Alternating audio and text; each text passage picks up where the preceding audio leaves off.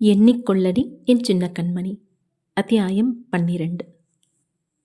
கதவு மூடப்பட்ட சத்தம் கேட்டு ஷர்மி திரும்பி பார்க்க வருண் கதவின் அருகே நின்றிருந்தான். என்ன பண்றீங்க? எதுக்கு கதவை தாழ்பால் போடுறீங்க? இவள் குரல் கேட்டு வருண் திரும்பி பார்க்க அப்போதுதான் தெரிந்தது இவளும் அறையினுள் உள்ளாள் என. இவளா என பார்த்தான். இங்க பாருங்க வருண், ஏதோ அன்னைக்கு தெரியாம உங்க கைப்பட்டி என் ட்ரெஸ் கிழிஞ்சிருச்சு. தெரியாம நடந்தது தானே, நான் எதுவும் செய்யாம விட்டேன். அதையே உரிமையா எடுத்துக்கிட்டு இப்படி உள்ள வந்து கதவை சாத்தி தப்பா நடக்க நினைச்சிங்க, நான் சும்மா இருக்க மாட்டேன் என விரல் நீட்டி மிரட்டினாள். இவள் பேசியதை கேட்டு அவன் திமிராக பார்த்தான். அவளை நோக்கி முன்னே நடந்து வந்தான். இங்க பாருங்க, என்கிட்ட வராதிங்க, அப்புறம் உங்களுக்கு அடிபடுற மாதிரி ஏதாவது பண்ணிடுவேன் என எவளும் பின்னோக்கி நடந்தாள். அடுக்கி வைக்கப்பட்ட பரிசு பெட்டிகள் அவள் கால்பட்டு மீண்டும் கீழே விழுந்தன. செல்ல இடம் இல்லையே என அவனை பார்த்தாள். ஒழுங்கா போய் கதவை திறந்து விடுங்க வருண், இல்லனா என்ன பண்ணுவ என்றான்.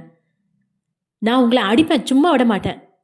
உங்க மேல கோவம் இருந்தாலும் மரியாதையான ஒரு எண்ணம் இருந்துச்சு. பவித்ரா மேல நீங்க வச்ச காதலை நினைச்சு பூரிச்சு போயிருந்தேன். ஆனா வாய்ப்பு கிடைச்சா தப்பு பண்ற ஆள் தானே நீங்க. போதும், இதோட நிறுத்திக்கோ. நான் அன்னைக்கு சொன்னதுதான் இன்னைக்கும் சொல்றேன். என்னை மயக்கிற அளவுக்கு நீ ஒன்றும் ரதி தேவி கிடையாது.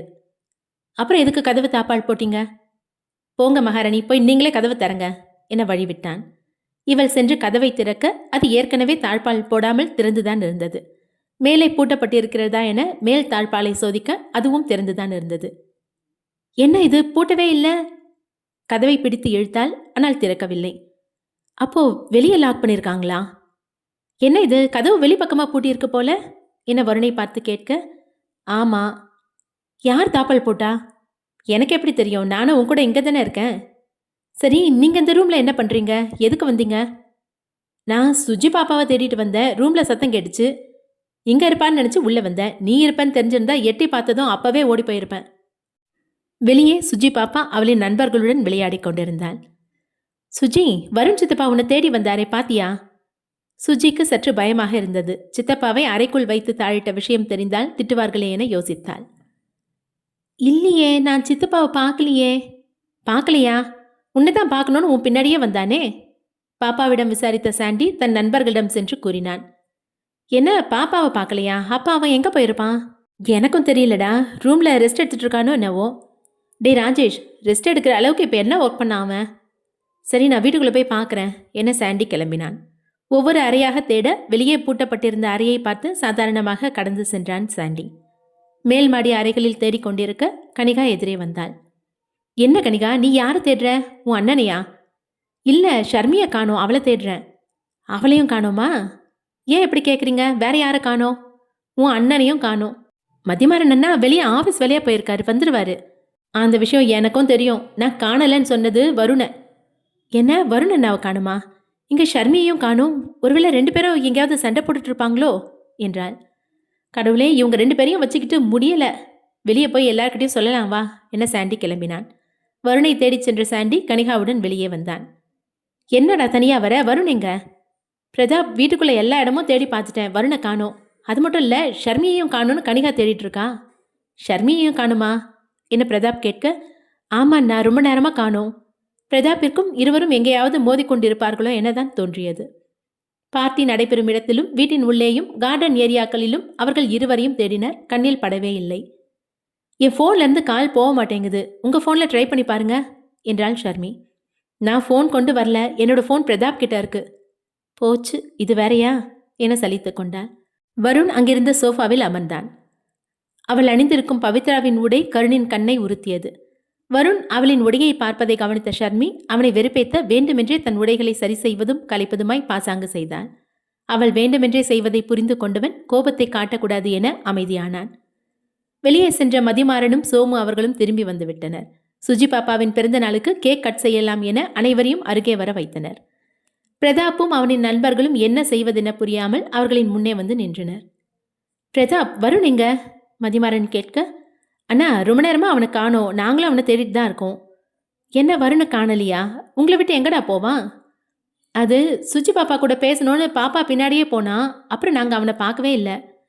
சுஜிக்கிட்ட கேட்டா சித்தப்பா என்னை பார்க்க வரலன்னு சொல்றா. சுஜி, இங்க வா. குழந்தை தன் திருட்டுத்தனத்தை தெளிவாக வெளிப்படுத்தி கொண்டே தந்தையின் முன்னால் சென்றான். நீ சித்தப்பாவை பாத்தியா? உண்மை தெரிந்தால் திட்டு விழும் என பொய் கூறினாள் பாப்பா. இல்லப்பா, நான் சித்தப்பாவை பார்க்கல. சுஜி, உண்மையை சொல்லு, சித்தப்பாவை பாத்தியா இல்லையா என அவளின் தாய் மிரட்ட ஆரம்பித்தார். அண்ணா, ஷர்மியையும் ரொம்ப நேரமா காணோம் என கனிகா கூறினாள். அந்த கூட்டத்தில் இருந்த வருணின் அத்தை, அது யாரு ஷர்மி என கேட்டார். பவித்ராவோட பெரியமா பொண்ணு, பவித்ராவோட அக்கா. அவங்களெல்லாம் எதுக்கு இந்த பார்ட்டிக்கு கூப்பிடுறீங்க என முகத்தை அசிங்கமாக வைத்துக் கொண்டார். பவித்ராவின் தாய் அந்த கூட்டத்தில் இல்லை. ஷர்மியை வெகு நேரமாக காணவில்லை என அவளை தேடிக்கொண்டிருந்தார். மதிமாறனின் மனைவிக்கு தன் மகளின் மொழியே சரியாக படவில்லை. சுஜி, உண்மையை சொல்லு, உனக்கு சித்தப்பா எங்க இருக்காருன்னு தெரியும் தானே? குழந்தை கண்களில் நீர் தேங்கி அழ ஆரம்பித்தாள். மதிமாறன் உடனே குழந்தையை தூக்கி கொண்டான். கொஞ்ச நேரம் கம்மனிரு, எதுக்கு குழந்தைய அழ வைக்கிற? சித்தப்பாவை நான் தான் ரூம்ல லாக் பண்ண என கூறினாள் பாப்பா. என்ன, ரூம்ல வச்சு லாக் பண்ணியா? எதுக்கு? எந்த ரூம்ல? உள்ள அந்த செகண்ட் ரூம்லப்பா என்றாள் பாப்பா. எத்தனை தடவை அந்த ரூம் வழியா போயிட்டு வந்தேன், வெளியே லாக் பண்ணியிருந்ததுனால அந்த ரூமை நான் செக் பண்ணவே இல்லை என்றான் சாண்டி.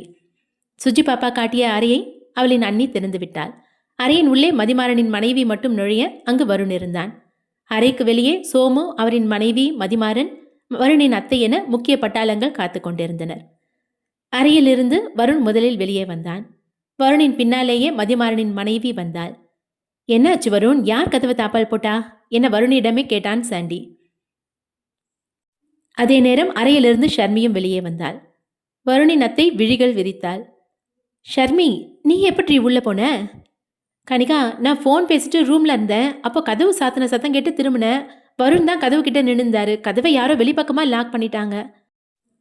அடடே, அப்புறம் என்னாச்சு என நக்கலாக கேட்டார் வருணின் அத்தை. ஷர்மி அவரை முறைக்க, இந்த வாய் தானே தப்பு தப்பா பேசி என் சித்தப்பாவை கொன்னது. கேட்டிங்களா நீ? நல்ல கதையா இருக்குல்ல. அந்த பவித்ரா எவன் கூடவோ தப்பா பழகிட்டு நம்ம வீட்டு பையனை கல்யாணம் பண்ண திட்டம் போட்டான். அந்த அசிங்கத்தோட குடும்பத்தை சேர்ந்தவ தானே இவ வேற என்ன பண்ணுவா? பவித்ராவை பற்றி தவறாக பேசியதும் வருணுக்கு கோபம் வந்தது. ஆனால் அத்தனை பேர் முன் தன் கோபத்தை காட்ட விரும்பவில்லை. அத்தை, போதும், அனாவசியமா எதுவும் பேச வேணாம். இவ உள்ள இருக்கான்னு எனக்கும் தெரியாது. நான் உள்ள வந்த விஷயம் அவளுக்கும் தெரியாது. வேற யாரோ நான் உள்ள போனதும் கதவை வெளிப்பக்கமா லாக் பண்ணியிருக்காங்க.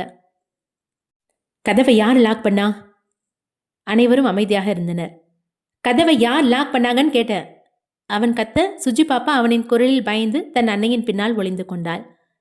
வருண், பாப்பா தான் கதவை வெளிப்பக்கமா லாக் பண்ணியிருக்கா அவனின் அண்ணி கூற, அன்னையின் பின்னால் ஒளிந்திருந்த பாப்பாவை பார்த்து முன்னால் வந்தான் வருண். சுஜி, இங்க வா. குழந்தை அச்சத்தில் தலை நிமிராமல் அவன் முன் வந்து நின்றது. நீ தான் கதவை லாக் பண்ணியா? ஆமா சித்தப்பா, நான் தான் லாக் பண்ணேன். ஏன் இப்படி பண்ண? நீங்க ரூமுக்குள்ள போனதை பார்த்தேன். கதவை லாக் பண்ணிட்டா நீங்க உங்க வீட்டுக்கு போக முடியாது, இங்கேயே தங்குவீங்க. அதனால தான் லாக் பண்ணேன். ஆனா இந்த அக்கா உள்ள இருக்காங்கன்னு எனக்கு தெரியாது. குழந்தை கூறியதை கேட்டு வருண் வருந்தி மன்னிப்பு கேட்டான். சாரி சுஜி. சாரி சித்தப்பா, நான் தான் தெரியாம தப்பு பண்ணிட்டேன். குழந்தையை அன்பாக அணைத்தவன் அவள் காதில் கேட்குமாறு ஒன்றை கூறினான். இன்னைக்கு நான் உன் கூடவே தங்கிடுறேன். உடனே குழந்தை ஆனந்தமானாள். சரி சரி, கேக் கட்டிங்க்கு டைம் ஆச்சு, முதல்ல போய் பர்த்டே செலிப்ரேஷன் கவனிக்கலாம் என சோமு அனைவரையும் அழைத்தார். கேக் கட் செய்யும் இடத்திற்கு அனைவரும் வந்து சேர ஷர்மியை பார்த்த பவித்ராவின் தாய் நிம்மதி அடைந்தார். ஷர்மி, எங்கம்மா போயிருந்த? ரொம்ப நேரமா ஆளையே காணோம், பயந்து போயிட்டேன். ஒன்றும் இல்லை சித்தி, பின்னாடி பக்கமாக வேடிக்கை பார்த்துட்டு இருந்தேன். என்னம்மா நீ, சொல்லிட்டு போக வேண்டியது தானே? சரி சித்தி, பயப்படாதீங்க, இங்கே யார் என்ன பண்ணிடுவாங்க? ஷர்மி கூறிய வார்த்தையை கேட்ட வருணின் அத்தை முறைத்தாள். பிறந்தநாள் கொண்டாட்டம் இனிதே நடைபெற்றது. வருண் சுஜி பாப்பாவுடன் நேரத்தை செலவழித்துக் கொண்டிருந்தான். குழந்தைகளுடன் அவன் விளையாடி கொண்டிருந்தான். சித்தப்பா, எங்க ஒளிஞ்சிருக்கீங்க? குழந்தை கண்களை கட்டிய நிலையில் வருணை தேடினாள். வருண் செடிகளின் இடையே ஒளிந்து குரல் கொடுத்து கொண்டிருந்தான். தன் மகனின் முகத்தில் தெரியும் புன்னகையை விரும்பி பார்த்து கொண்டிருந்தார் சோமு. என்னப்பா, தம்பியையே பார்த்துட்டு இருக்கீங்க? வருணுக்கு கல்யாணம் ஆகி இதே சந்தோஷத்தோடு அவன் இருக்கணும், நம்ம கூட வந்து சேர்ந்து வாழணும். அதுக்கு என்னப்பா, நீங்கள் ஆசைப்படுற விஷயம் சீக்கிரம் நடக்க போகுதில்ல. எங்கப்பா, அவங்க வந்துட்டாங்களா என சோமு கேட்டார். தோ. மதிமாறன் கை காட்டிய திசையில் ஒரு பிஸ்னஸ்மேன் அவரின் மனைவி மற்றும் பெண் வாரிசுடன் நடந்து வந்து கொண்டிருந்தார். வாங்க வாங்க, என்ன இவ்வளோ நேரம் ஆச்சு?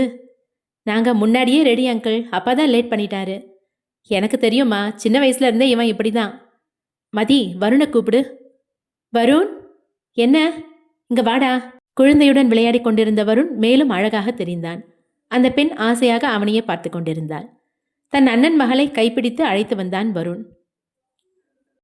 சோமு கண்ணசைக்க மதிமாறன் எதிரில் இருந்தவர்களை அறிமுகப்படுத்தி வைத்தான்.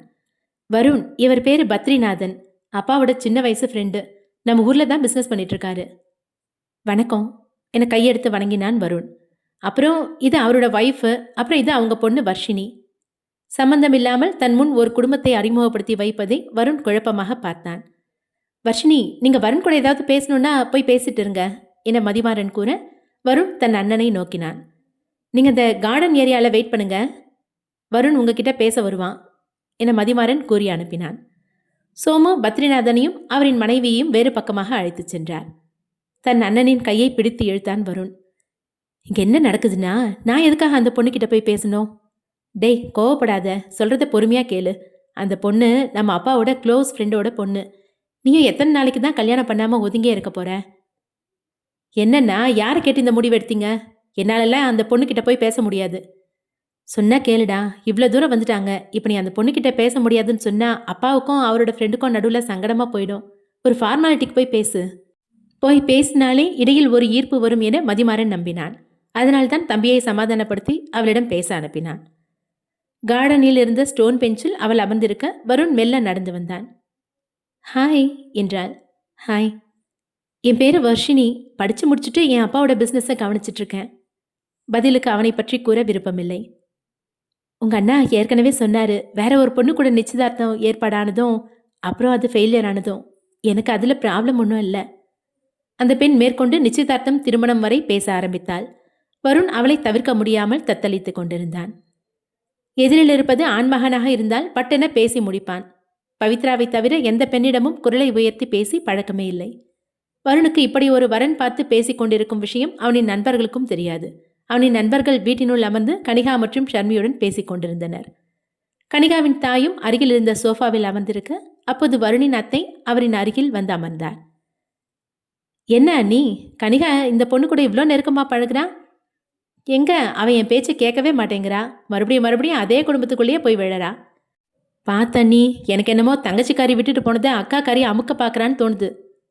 சுஜி பாப்பா தெரியாமல் கதவை லாக் பண்ணாலா, இல்லை வருண் உள்ளே வந்ததும் கதவை லாக் பண்ணுன்னு பாப்பாக்கு இவ சொல்லி கொடுத்தாலான்னு தெரியல. வருணின் அத்தை பேசி கொண்டிருக்க அவரின் கழுத்தை கவனித்தார் கனிகாவின் தாய். உன் கழுத்தில் இருந்த நெக்லஸ் எங்க? என்ன நீ சொல்றீங்க? என் கழுத்தில் நெக்லஸ் இல்லையா? அப்போதுதான் விஷயம் அறிந்தவர் தன் கழுத்தை தொட்டு பார்க்க அணிந்திருந்த வைர நெக்லஸ் காணவில்லை. அவர் பதட்டமாக எழுந்து பேச அதை கவனித்த கனிகா எழுந்து அவர் அருகே வந்தாள். என்ன அச்சத்த? உன் அத்தையோட நெக்லஸை காணலமா? நெக்லஸ் காணாமல் போயிடுச்சா? நல்லா ஞாபகப்படுத்தி பாருங்க, நீங்கள் கழட்டி வச்சுருப்பீங்க. ஃபங்க்ஷன் முடியாமல் நான் ஏன் கழட்டி வைக்க போகிறேன்? அப்போ நீங்கள் கவனிக்காத நேரம் எங்கேயாவது கழண்டு விழுந்திருக்கலாம். நான் ஆளுங்களை அனுப்பி நீங்கள் போன இடத்துலலாம் பார்க்க சொல்கிறேன் என கனிகா கூறினாள். அதெல்லாம் ஒன்றும் தேவையில்லை கனிகா, ஒரே ஒரு ஆளை சோதனை போட்டால் என் நெக்லஸ் கிடச்சிடும் என ஷர்மியை பார்த்து பேசினார் அத்தை. கனிகாவும் கவனித்தாள். அத்தை, நீங்கள் என்ன சொல்கிறீங்க? அதோ அங்கே நிற்கிறாளே, அவளை சோதிச்சு பார்த்தா என் நெக்லஸ் உடனே கிடச்சிரும். ஷர்மிக்கு அவரின் பேச்சு வெறுப்பாக இருந்தது. இங்கே பாருங்க அத்தை, ஷர்மி என்னோட கெஸ்ட்டு, அவகிட்ட இந்த மாதிரியெல்லாம் நடந்துக்காதீங்க. பின்ன அப்படியே விட சொல்கிறியா? நான் தான் நெக்லஸ் தேட ஆள் அனுப்புகிறேன்னு சொல்கிறேன்ல. இத்தனை பேர் இருக்க பார்ட்டியில் ஷர்மியை செக் பண்ணணும்னு சொன்னால் அது அவமரியாதையாக இருக்காதா? நீ கேட்கறது கரெக்ட் தான். இத்தனை பேர் இருக்க பார்ட்டியில் எவ்வளோ மட்டும் செக் பண்ணணும்னு நான் சொல்கிறேன்னா அதுக்கு காரணம் இங்கே இருக்க எல்லாரும் பணக்காருங்க. எது மேலேயும் ஆசைப்பட வேண்டிய அவசியம் இல்லை. உன் கூட இருக்காளே அந்த ஷர்மி, அவள் தான் இந்த திருட்டுத்தனத்தை பண்ணுவா என கனிகாவின் தாய் அழுத்தி பேசினார். விடு கனிகா, அவங்களுக்கு என்ன செக் பண்ணி பார்க்கணும் அவ்வளோதானே, செக் பண்ணிக்கோங்க என ஷர்மி முன்னே வந்து நின்றாள். வருணின் அத்தை ஷர்மியின் கைகளிலும் முடிகளிலும் உடைகளையும் ஆட்டி சோதித்தார். எதுவும் கிடைக்கவில்லை. போதுமா என ஷர்மி கேட்க, அம்மா இந்த பார்ட்டிக்கு உன் சித்தி வந்திருந்தாளே, எங்க அவ என கனிகாவின் தாய் கேட்டார். இங்கே பாருங்க, அவங்க உங்களை விட வயசில் மூத்தவங்க, மரியாதை கொடுத்து பேசணும் என ஷர்மி புருவம் தூக்கினாள். என்னடி, யார் வீட்டில் வந்து யாரை மிரட்டுற? உங்களெல்லாம் இந்த பார்ட்டிக்கு இன்வைட் பண்ணாங்க பாரு, அவங்கள சொல்லணும் என கனிகாவை முறைத்தார். அம்மா போதும், நீங்கள் கனிகாவை செக் பண்ணதே அநாகரிகமான விஷயம். இதில் அவங்க அம்மாவை சந்தேகப்படுறது ரொம்ப தப்பு. ஷர்மி வா, நம்ம வெளியே போகலாம் என கனிகா அவளை கைப்பிடித்து அழைத்தாள். ஷர்மி திரும்பி நடக்க கனிகாவின் அத்தை அவளை தடுக்கும் விதமாக கை நீட்டி மறைத்தார். நெக்லஸை திருடிட்டு எங்கே ஓடுற? எங்களுக்கு பதில் சொல்லிட்டு போ. உன் சித்தி எங்க? இங்க பாருங்க, என் சித்தி வயசானவங்க. இது வரைக்கும் இந்த வீட்டில் நடந்த எல்லா பார்ட்டிக்கும் அவங்களோட கணவர் கூடயும் பெத்த பொண்ணு கூடயும் தான் வந்துட்டு போயிருக்காங்க. அவங்க இல்லாம தனியா இந்த வீட்டுக்கு வந்ததே ஒரு மாதிரி ஃபீல் பண்ணிட்டு இருக்காங்க. கொஞ்ச நேரத்துக்கு முன்னாடி தான் இங்கேருந்து வீட்டுக்கு கிளம்புனாங்க என ஷர்மி கூறினாள். பாத்தீங்களா அண்ணி, நகையை திருடி அவங்க சித்தி கிட்ட கொடுத்து அனுப்பியிருக்கா. என் சித்தி அப்படி எதையும் இங்கேருந்து எடுத்துட்டு போகல. ஆண்டி, இந்த பொண்ணை எங்களுக்கு தெரியும். இவங்க இந்த மாதிரி பொருள் மேலே ஆசைப்படுறவங்க கிடையாது என பிரதாப் கூறினான். இங்கே பாருங்க தம்பிங்களா, வருணோட ஃப்ரெண்ட்ஸுங்கிற ஒரே காரணத்துக்காக தான் அவங்கள எதுவும் சொல்லாமல் விட்றேன். இதில் நீங்கள் தலையிடாதீங்க என முகத்தில் அடித்தாற்போல் பேசினார். உன் சித்தி எடுத்துகிட்டு போகலன்னா அப்போ நெக்லஸ் உங்ககிட்ட தான் இருக்கும், ஆமாம் தானே? நீங்கள் தான் என்ன முழுசாக செக் பண்ணிட்டீங்கல்ல, இதுக்கு மேலே எங்கேருந்து நெக்லஸ் கிடைக்கும்?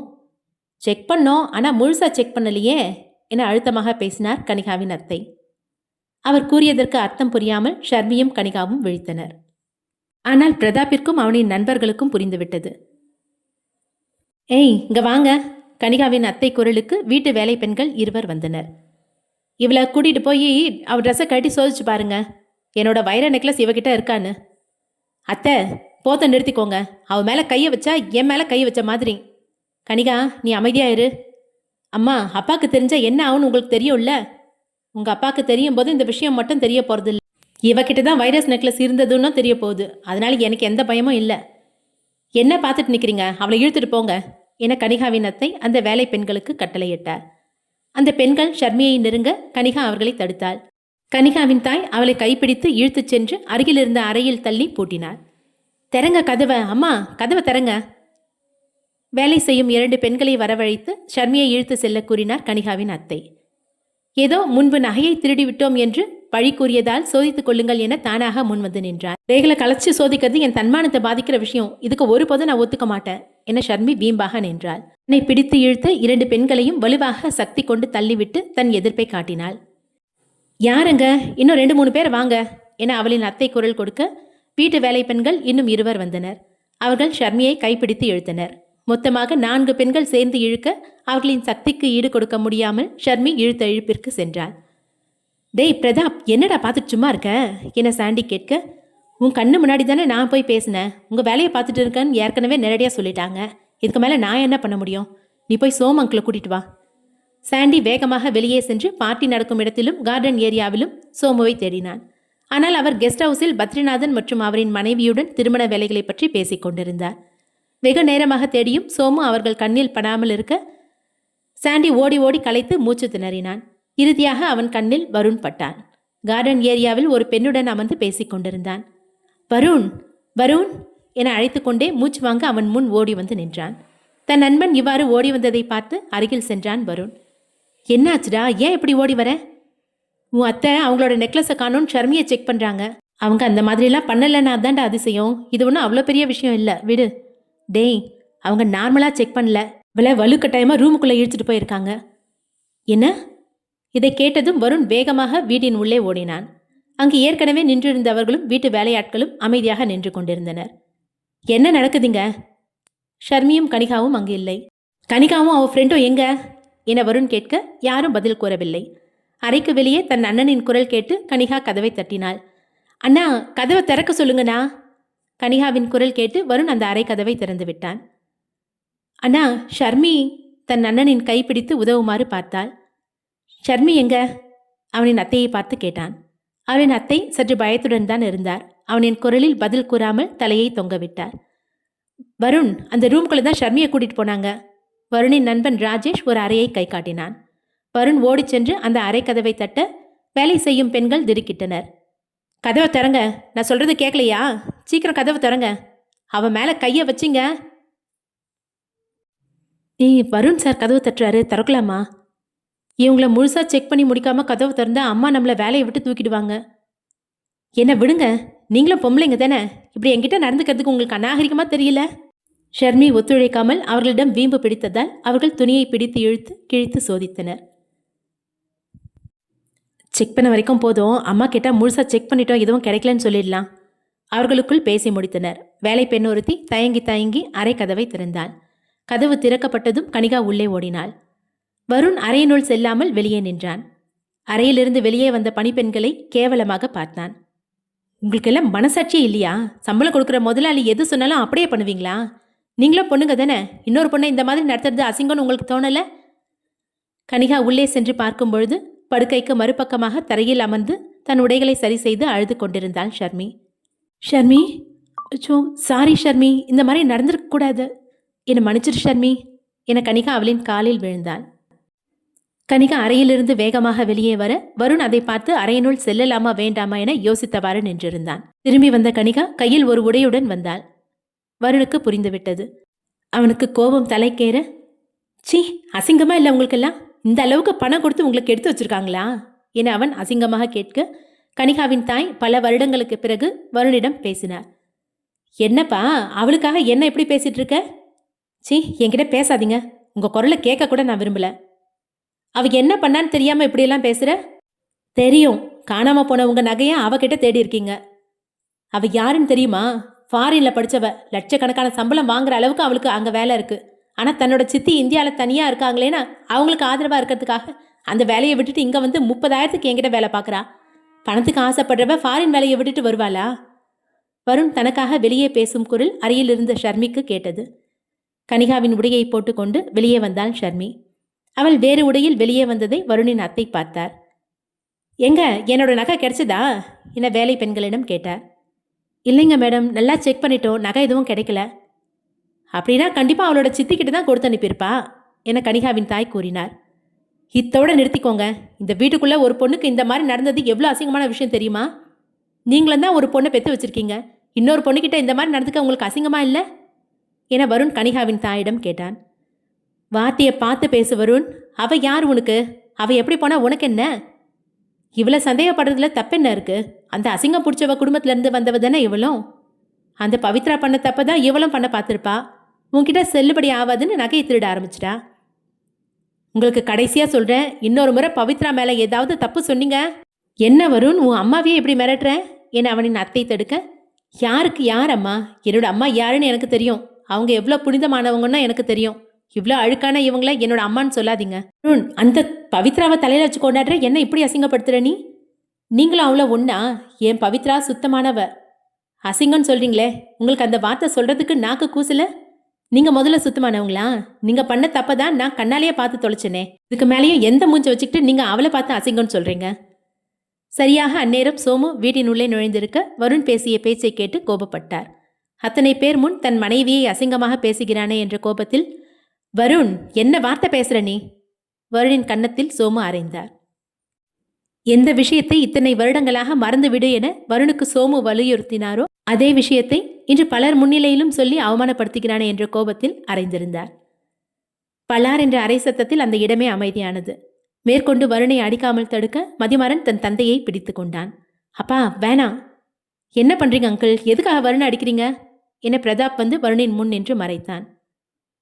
உன் ஃப்ரெண்டு என்ன வேணா பேசலாம், அதை கேட்டுட்டு அமைதியா இருக்கணுமா என சோமு கோபப்பட்டார். அடி வாங்கிய வருணை பார்த்தாள் ஷர்மி. அவன் கோபத்தை கட்டுப்படுத்தி நின்றிருந்தான். தம்பிங்களா, முன்னையே உங்க வேலையை பார்த்துட்டு அமைதியா இருங்கன்னு சொன்னேன். நீங்க அடிச்சது தான் அண்ணா சரி, கண்டிக்கா ஆள் இல்லைன்னு தான் இந்த வருண் இப்படி ஆயிட்டான். அந்த ஒழுக்கமில்லாதவளை பத்தி சொன்னா இவனுக்கு என்ன வந்துச்சான்? எவ்வளோ ஒருத்திக்காக எங்களை அவமானப்படுத்துறான் என அவனின் அத்தை பேசினாள். அவனின் அத்தை பேசியதை கேட்டு வருண் அவரை முறைத்தான். இப்போ கூட என்னை பார்த்து முறைக்கிறான் பாருங்க, விட்டா அடிச்சிருவான் போல. யார் எவ்வளோ ஒருத்தி என கேட்டான் வருண். அங்கு நின்றிருந்த வர்ஷினியை பார்த்து திரும்பினான். மிஸ் வர்ஷினி, நீங்கள் இங்கே வந்தது மேரேஜ் ப்ரப்போசலுக்காக தானே? எனக்கு இந்த கல்யாணத்தில் விருப்பம் இல்லை. என்கிட்ட கேட்காமலேயே உங்களை இங்கே வர வச்சுட்டாங்க. நான் வேற ஒரு பொண்ணை நேசிக்கிறேன், அவளை தவிர என் வாழ்க்கையில் யாரையும் ஏற்றுக்கிறதா இல்லை என முகத்துக்கு நேராக கூறினான். வருண் கூறியதை கேட்டு பத்ரிநாதன் தன் நண்பன் சோமுவை பார்த்தார். என்னடா, உன் பையன்கிட்ட சரியாக விசாரிச்சுட்டு எங்களை வர சொல்லியிருக்கலாம்ல? டேடி பரவாயில்ல விடுங்க, இப்போவாது உண்மை தெரிஞ்சதே, நம்ம போகலாம். வர்ஷினி கிளம்ப அவளின் பின்னே பத்ரிநாதனும் அவரின் மனைவியும் கிளம்பினர். வருண் கூறியதை கேட்டு அவனின் நண்பர்கள் முழித்து கொண்டிருந்தனர். ஆனால் சாண்டிக்கு புரிந்துவிட்டது, அவன் பவித்ராவை பற்றி கூறப்போகிறான் போல. என்ன சொல்ற வருண், யாரை காதலிக்கிற? மதிமாறன் கேட்ட கேள்விக்கு வருண் பதிலளித்தான். நான் பவித்ராவை காதலிக்கிறேன். அவன் கூறியதை கேட்டு அவன் தங்கை கனிகாவும் அதிர்ந்தாள். பாத்தீங்களா அண்ணா, செத்து போனவளை காதலிக்கிறேன்னு சொல்லி நம்மகிட்ட கத்திட்டு இருக்கான். இவனுக்கு கிறுக்கு பிடிச்சிருச்சுன்னு நினைக்கிறேன், அதனால தான் எங்ககிட்ட வந்து மரியாதை இல்லாமல் பேசிட்டு இருக்கான். இங்கே பாருங்க, உங்களுக்கு கடைசியாக சொல்கிறேன், இன்னொரு முறை என் பவித்ராவை பற்றி ஏதாவது சொன்னீங்க, உங்களை நான் சும்மா விட மாட்டேன் என விரல் நீட்டி மிரட்டினான் வருண். வருண், உன்னோட கையை இப்போ இறக்க போறியா இல்லையா என அவனின் தந்தை கோபமாக பேச, அப்பா, வருண் அண்ணா மேலே எந்த தப்பும் இல்லை. தப்பு பண்ணது அம்மாவும் அத்தையும் தான். அத்தை அவங்களோட வைரல் நெக்லஸை தொலைச்சிட்டாங்க. அதை ஷர்மி எடுத்திருக்கான்னு சொல்லி அவளோட ட்ரெஸ்ஸை கட்டி செக் பண்ணி அவளை அசிங்கப்படுத்தினாங்க தெரியுமா? கனிகா கூறியதை கேட்டு சோமு அதிர்ச்சியானார். கனிகா சொல்றதெல்லாம் உண்மையா என தன் மனைவியிடம் கேட்டார். ஆமாங்க, வேற என்ன பண்றது? இவகிட்ட இருந்து நகையை திரும்பி வாங்க வேணாமா? போதும், நிறுத்து. இதை சொல்ல உனக்கு வெக்கமா இல்லை? நீயும் ஒரு பொண்ணை பெற்று வச்சிருக்கல்ல, அநாகரிகமா அவகிட்ட யாராவது நடந்துக்கிட்டா மனசு எப்படி வலிக்கும்? என்னங்க, நீங்களும் அவனை மாதிரி அந்த குடும்பத்துக்கு சப்போர்ட் பண்றீங்க? இவங்களை தவிர வேற யார் அந்த நகையை எடுத்திருக்க முடியும்? பத்தாவதுக்கு வருணை எப்படி மாத்தி வச்சிருக்காங்க பாருங்க. இறந்து போனவளை காதலிக்கிறேன், அவளை தவிர யாரையும் ஏத்துக்க மாட்டேன்னு சொல்றான். டேய் வருண், என்னடா இதெல்லாம்? மதிமாறன் தன் தம்பியிடம் கேட்டான். ஆமா அண்ணா, முதல்ல எனக்கு அவன் மேல எந்த விருப்பமும் இல்லாம தான் இருந்தது. அவன் மேல இருக்க காதலை என்னைக்கு நான் உணர்ந்தனோ அன்னையிலேருந்து என்னால் அவ இல்லாம எதையும் யோசிக்க முடியல. நீ சொல்றது சரிதான் வருண், உன் காதலை நான் மதிக்கிறேன். ஆனா பவித்ரா இப்ப உயிரோட இல்லையே. காதலி உயிரோட இல்லைன்னா காதல் செத்து போயிடாதுண்ணா. இந்த வீட்டுக்கு இத்தனை வருஷமா நான் வராம இருக்க காரணமே இவங்க முகத்துல முழிக்க கூடாதுன்னு தான் என கனிகாவின் தாயை கை காட்டினான் வருண். தகுதி இல்லாத ஆளுங்கள்லாம் என் பவித்ராவையும் அவளோட குடும்பத்தையும் சேர்ந்தவங்களையும் அசிங்கப்படுத்துறாங்க. இங்க பாருங்க அத்தை, உங்களோட நகை திருட்டு போச்சோ இல்லை காணாம போச்சோ அதுக்கும் ஷர்மிக்கும் சம்மந்தம் கிடையாது. இன்னொரு முறை பவித்ராவையோ அவ குடும்பத்தாரையோ கஷ்டப்படுத்தணும்னு நினைச்சிங்க, உங்களை இருந்த இடம் தெரியாம ஆக்கிடுவேன். வருண், என்னடா பேசுற? அவங்க நம்ம அத்தை. பாத்தீங்களா அண்ணா, என்னையே கொன்றுவேன்னு சொல்றான். சோமுவின் தங்கை அண்ணனை உசுப்பேத்தினார். ஆமா, கொல்லுவேன். பவித்ராவை பத்தி தப்பா பேசினவங்களை மட்டும் இல்ல, என் பவித்ரா மரணத்துக்கு காரணமானவங்களையும் கொல்லாம விட மாட்டேன். வருண், நீ பேசுறது எதுவும் சரியில்லடா. ஷர்மிக்கு நடந்தது ரொம்ப தப்பான விஷயம்தான். அதுக்கு நான் அந்த பொண்ணுகிட்ட மன்னிப்பு கேட்குறேன். ஆனால் இப்போ நீ சொல்லிட்டு இருக்கிற உன்னோட காதல், அது உனக்கு வேணாண்டா என அவனின் தந்தை கூற, பல வருஷத்துக்கு முன்னாடியே என்னை விட இவங்க தான் முக்கியம்னு நீங்கள் முடிவெடுத்தீங்க. அன்னைக்கே எனக்கு அறிவுரை சொல்கிற உரிமை உங்களுக்கு போயிடுச்சு. இந்த வீட்டுக்கு வந்தால் நிம்மதியாக இருக்க மாட்டேங்குதுன்னு தான் நான் வர்றதே இல்லை. சே, தன் தந்தையிடம் பேசிவிட்டு வருண் அங்கிருந்து கோபமாக கிளம்பினான். சோமு வருணின் நண்பர்களிடம் விசாரித்தார். என்ன பிரதாப் இதெல்லாம்? பவித்ரா இறந்து 5 மாதம் ஆகுது, இவன் அந்த பொண்ணை காதலிக்கிறேன்னு சொல்கிறான். அங்கிள், எங்களுக்கும் இதை பற்றி எதுவும் தெரியாது. அவன் பவித்ராவை காதலிக்கிறதா சொன்னான். ஆனால் அவளோட மரணத்துக்கு பிறகு மறந்துருப்பான்னு நினச்சோம். இன்னுமும் அவளே நினச்சிட்டு இருக்கான்னு எங்களுக்கும் இப்போ தான் தெரியும். வருண் வெளியே கார்டனில் கோபமாக அமர்ந்திருந்தான். டேய், வருண்கிட்ட இப்போ எதுவும் கேட்காதீங்க, பிரதாப் நண்பர்களை எச்சரித்தான். வருண், நம்ம போலாமா? பிரதாப்பின் கேள்விக்கு மறுப்பு கூறாமல் எழுந்தான் வருண். எப்போது இங்கிருந்து கிளம்புவோம் என காத்து கொண்டிருந்தான். அண்ணா, கனிகாவின் குரல் கேட்டு நின்றான். அவன் திரும்பி தன் தங்கையை பார்க்க, லேட்டாச்சு, ஷர்மியை வீட்டில் ட்ராப் பண்ணணும். இந்த நேரத்தில் எதுக்கு வெளியே போகணும்? இங்கே தங்கலாம்ல சாண்டி கூற, நானும் சொன்னேன் அண்ணா, வீட்டுக்கே போகிறேன்னு சொல்கிறா. அதற்குள் சாண்டி முந்தி கொண்டு, வருண், நீ ஷர்மியை அவங்க வீட்டில் ட்ராப் பண்ணிட்டு வா, நாங்கள் முன்னாடி போகிறோம். சரி. அவனின் நண்பர்கள் அங்கிருந்து கிளம்பினர். ஷர்மி வருணின் காரில் ஏறிக்கொண்டாள். வீட்டிற்கு செல்லும் வழியில் ஒரு காஃபி ஷாப்பில் நிறுத்தினான். காஃபி குடிச்சிட்டு போலாமா என்றான்.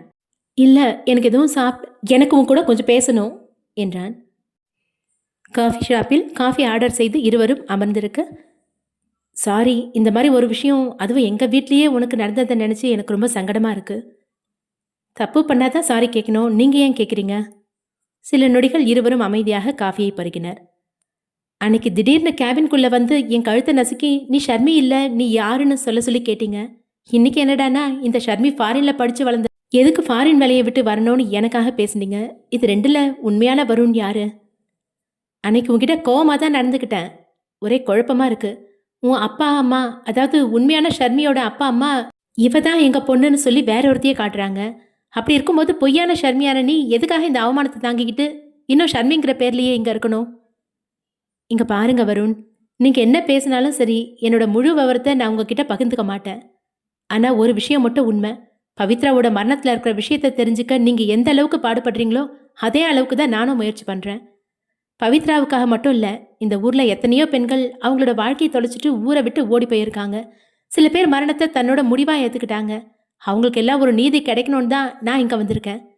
என்னால் பவித்ராவோட அம்மாவுக்கு எந்த ஆபத்தும் வராது. சொல்லப்போனால் அவங்களுக்கு பாதுகாப்பாக இருக்கிறதுக்காக தான் நான் அவங்க வீட்டுக்குள்ளேயே இருக்கேன். அப்படின்னா நீ உண்மையிலேயே ஷர்மி இல்லை என வருண் கேட்டான். டைம் ஆச்சு, வீட்டுக்கு போகலாமா? சித்தி எனக்காக காத்துட்ருப்பாங்க என்றாள் ஷர்மி. நான் வெளியே வந்த அப்புறம் கூட உன் கதாபாத்திரத்தை கண்டினியூ பண்ணுற நீ? என கேட்டான். அவள் மெல்ல புன்னகைத்தாள். அவளின் சித்தி அவளுக்காக காத்து கொண்டிருந்தாள். வீட்டை அடைந்ததும் கார் கதவை திறந்து ஷர்மி இறங்க, என்னம்மா ட்ரெஸ்ஸை மாற்றிருக்க?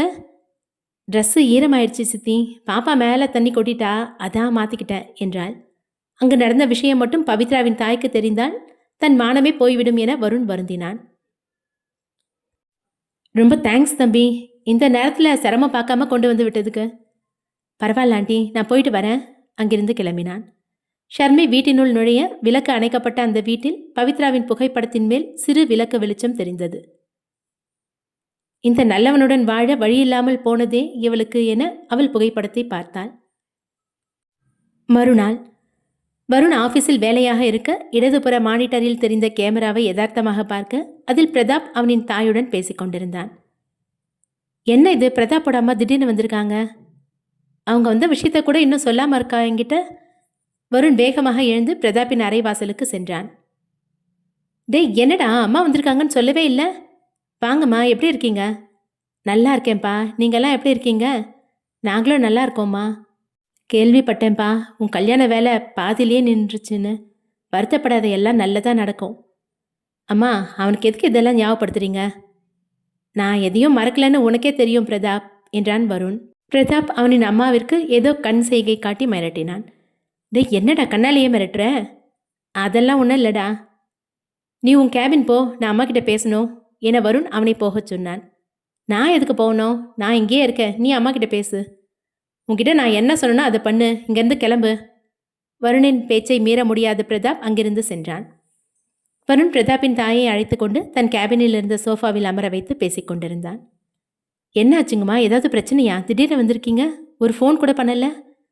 பிரச்சனைலாம் எதுவும் இல்லைப்பா, நல்ல விஷயமா தான் வந்தேன். ஆனால் பிரதாப் தான் வேணான்னு சொல்லி என்னை உடனே இங்கேருந்து கிளம்ப சொல்கிறான். என்ன, கொஞ்ச நேரத்துக்கு முன்னாடி தானே வந்தீங்க, உடனே ஊருக்கு போக சொல்கிறானா? அப்படி என்ன விஷயமா பேச வந்தீங்க? அவனுக்கு ஒரு பொண்ணு பார்த்துருக்கேன், பொண்ணை நேரில் போய் பார்த்து பேசி பிடிச்சிருக்கான்னு சொன்ன, கல்யாணம் ஏற்பாடு பண்ணுறேன்னு சொன்னேன். ஆனால் அதுக்கு அவன் மேற்கொண்டு பேசாமல் நிறுத்திவிட்டார். சொல்லுங்கம்மா, அதுக்கு அவன் என்ன சொன்னான்?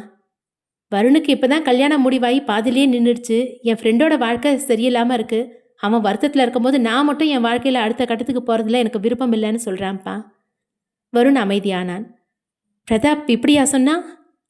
நீயே சொல்லுப்பா, பொண்ணுங்களுக்கு ஈஸியாக மாப்பிள்ளை கிடச்சிடுவாங்க, ஆனால் பசங்களுக்கு நல்ல பொண்ணாக பார்த்து கட்டி வைக்கிறது எவ்வளோ கஷ்டமான விஷயம். பிரதாப்பை பார்த்து தான் அவங்களுக்கு பிடிச்சிருச்சு.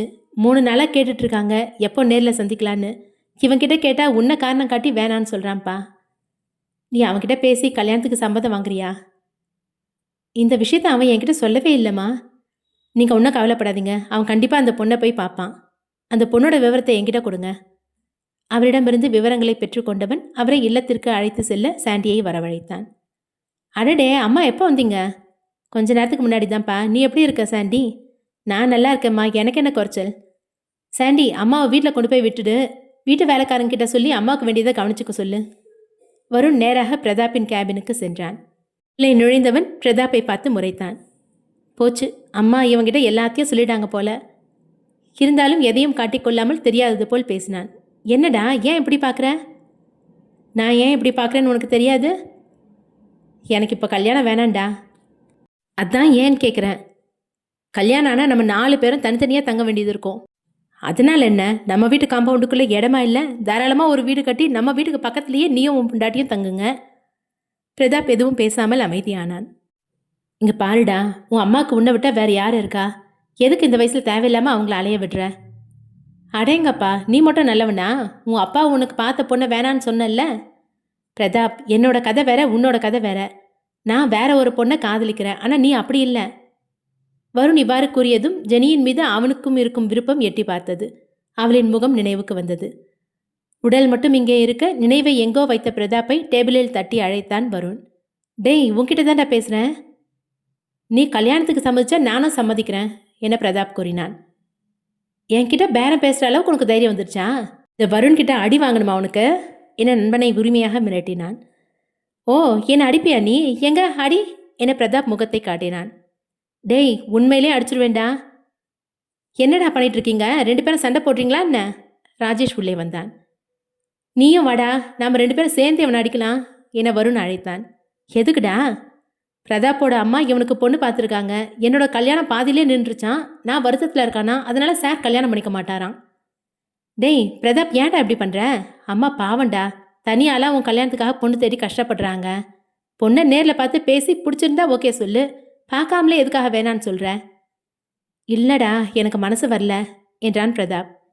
என்னடா இவன் மனசு வரலன்னு சொல்கிறான்? ராஜேஷ் கேட்க, இங்கே பாரு பிரதாப், என்னோட கல்யாணம் நின்றுச்சுன்றதுக்காக நீ கல்யாணம் பண்ணிக்காமல் இருக்கணும்னு அவசியம் இல்லை. ஒருவேளை பவித்ரா உயிரோடு இருந்திருந்தா உங்கள் 3 பேருக்கு முன்னாடி நான் கல்யாணம் முடிச்சிருப்பேன்ல. நான் மட்டும் என் ஃப்ரெண்ட்ஸுக்கு கல்யாணம் ஆகாமல் நானும் பண்ண மாட்டேன்னு சொல்லி நின்று இருப்பேனா என்ன? ராஜேஷ் சோகமாக மாறினான். பிரதாப்புக்கு அவனோட அம்மா பொண்ணு பார்க்குறாங்க. வருணுக்கு அவனோட அப்பா, அண்ணா, அண்ணின்னு 3 பேர் பொண்ணு பார்க்குறாங்க. நம்ம சாண்டிக்கு கூட அப்பா அம்மா இருக்காங்க. உங்கள் 3 பேரோட வாழ்க்கையை கவனிக்க சொந்தக்காரங்கன்னு கூட ஆள் இருக்காங்க. ஆனால் எனக்கு யாருமே இல்லைடா. அவங்களாம் கூட இருக்கும்போது அருமை தெரியாது என ராஜேஷ் கண்ணீர் வடித்தான். நீ என்னடா புதுசாக சொந்தக்காரங்களை நினச்சி அவங்க இல்லைன்னு கண்ணீர் வடிக்கிற? டேய் பிரதாப், உன்னால தான் இவன் கண்ணு கலங்குறான். பிரதாப்பிற்கு சங்கடமாகிவிட்டது. எதுக்குடா அழற? அம்மா கிட்ட இன்னைக்கே நான் கல்யாணத்துக்கு சம்மதம் சொல்கிறேன். அந்த பொண்ணை நேரில் பார்த்து பேசி என் கல்யாணம் முடிஞ்சதும் அம்மா கிட்ட சொல்லி உனக்கு ஒரு பொண்ணு பார்க்க சொல்கிறேன். இல்லைனா பொறுத்திருந்து நம்ம 2 பேரும் ஒரே மேடையில் கல்யாணம் பண்ணிக்கலாம் என பிரதாப் ராஜேஷின் அருகே வந்து சமாதானம் செய்தான். டேய், நீங்கள் 2 பேருமே ஆம்பளை பசங்க, ஒரே மேடையில் கல்யாணம் பண்ணிக்கிட்டீங்கன்னா இந்த உலகம் உங்களை தப்பாக பேசுண்டா. நினச்சி பாரு, உங்கள் 2 பேரில் புருஷன் யாரு, பொண்டாட்டி யாரு? வருண் கிண்டல் செய்ய ராஜேஷ் சிரித்து விட்டான். ஒரு வழியாக வருணின் கேலியான பேச்சில் ராஜேஷ் தன் சோகத்தை மறந்து சிரித்தான். ராஜேஷ் சிறு வயதிலேயே தாய் தந்தையை இழந்தவன், ஆசிரமத்தில் படித்து வளர்ந்தவன். ஏதோ தாய் தந்தை விட்டு சென்ற சொத்திலிருந்து வந்த வருமானத்தில் தன் கல்லூரி படிப்பை முடித்தான். அந்த கல்லூரி வாழ்க்கையில்தான் இந்த நட்பு வட்டாரமும் அவனுக்கு கிடைத்தது. நீங்கள் 2 பேரும் பண்ண கலாட்டால நான் வந்த விஷயத்தையே மறந்துட்டேன் என ராஜேஷ் நெற்றியில் கை வைத்தான். அந்த பீகார் கிளைண்ட்ஸ் இருக்காங்கல்ல, அவங்க அனுப்பின டிசைனும் நாம் அவங்களுக்கு காட்டின டிசைனும் வேற வேறையா இருக்கு. என்னடா சொல்கிற? புரிகிற மாதிரி சொல்லு. அவங்களுக்கு எங்கேருந்து தனியாக டிசைன் கிடைக்கும் என வருண் கேட்க, நாம் கொடுக்குற டிசைன் தான் அவங்க கையில் வச்சுருப்பாங்க. நீ சொல்கிறது கரெக்ட் தான். நாம் எந்த நகையோட டிசைன் அவங்களுக்கு காட்டுறோமோ அதுலேருந்து தான் அவங்க கரெக்ஷன் பண்ணி நமக்கு அனுப்புவாங்க. ஆனால் இவங்க அனுப்பிச்சது சுத்தமாக வேற. மெயில் ஓப்பன் பண்ணி பாரு என ராஜேஷ் கூற பிரதாப் அவனின் மெயிலை செக் செய்தான்.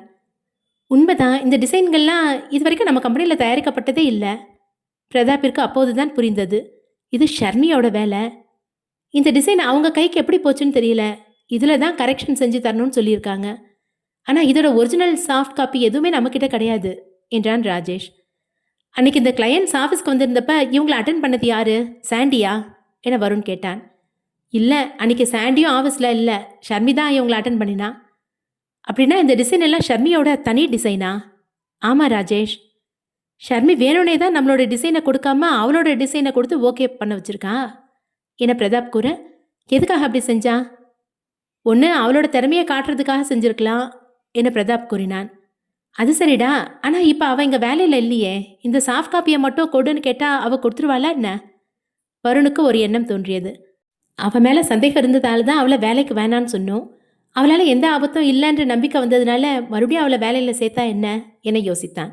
ஆனால் அவளை மறுபடியும் வேலைக்கு சேர்த்துக்கலான்னு நாமளாக சொன்னால் இவனுக்கு சந்தேகப்படுவானுங்களே என வருண் தயங்கினான்.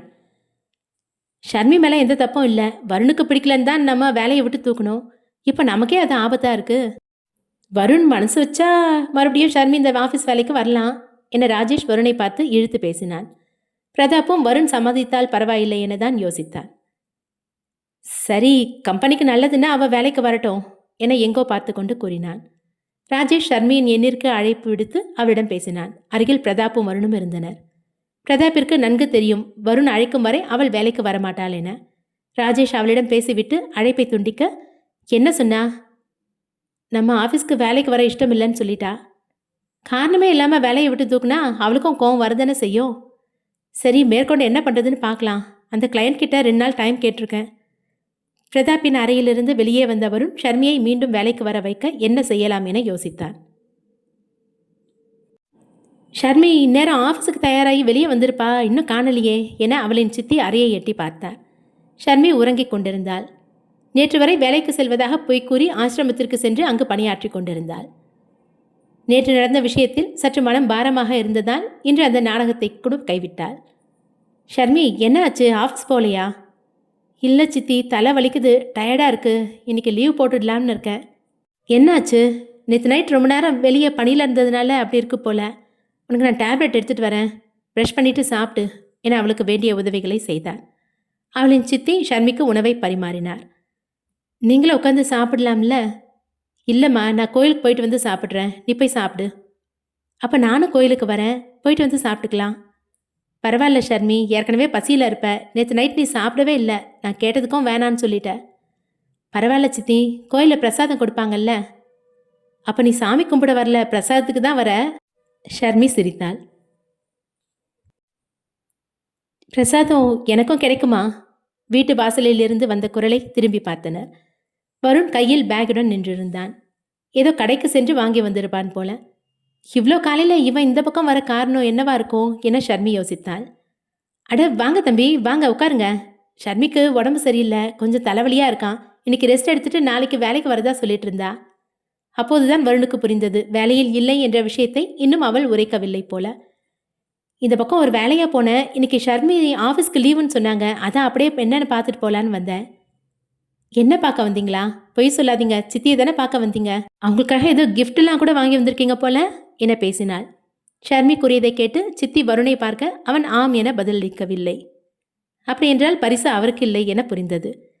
என்ன இது, அமைதியாக உட்கார்ந்துருக்காரு, ஒருவேளை வருண் தம்பி ஷர்மி கிட்ட பேச நினைக்கிறாரோ என அவளின் சித்திக்கு யோசனை வந்தது. ஷர்மி, நீ தம்பி கூட பேசிட்டு நான் கோயிலுக்கு போயிட்டு வந்துடுறேன். சித்தி, நானும் கோயிலுக்கு வரேன்னு சொன்னனே. தம்பி உன்னை பார்க்க தான் வந்திருக்காரு, நீங்கள் பேசிட்டு இருங்க, நான் கோயிலுக்கு போயிட்டு வரேன். அவர் நிற்காமல் அங்கிருந்து உடனே கிளம்பி விட்டார். எதிரில் சோஃபாவில் அமர்ந்திருந்த வருணை பார்த்து, என்ன விஷயம் என்றாள் ஷர்மி. கையில் இருந்த பரிசை அவரிடம் நீட்டினான். என்ன இது? கிஃப்ட். எதுக்கு திடீர்னு கிஃப்ட் எல்லாம்? சாரி கேட்கும்போது கிஃப்ட் கொடுத்தா கோவம் போவோன்னு என் அம்மா சொல்லியிருக்காங்க என்றான். அதான் நேற்றே சாரி கேட்டுட்டீங்கல்ல, இந்த சாரி அதுக்கு இல்லை. அடுத்த எபிசோட் விரைவில். நன்றி.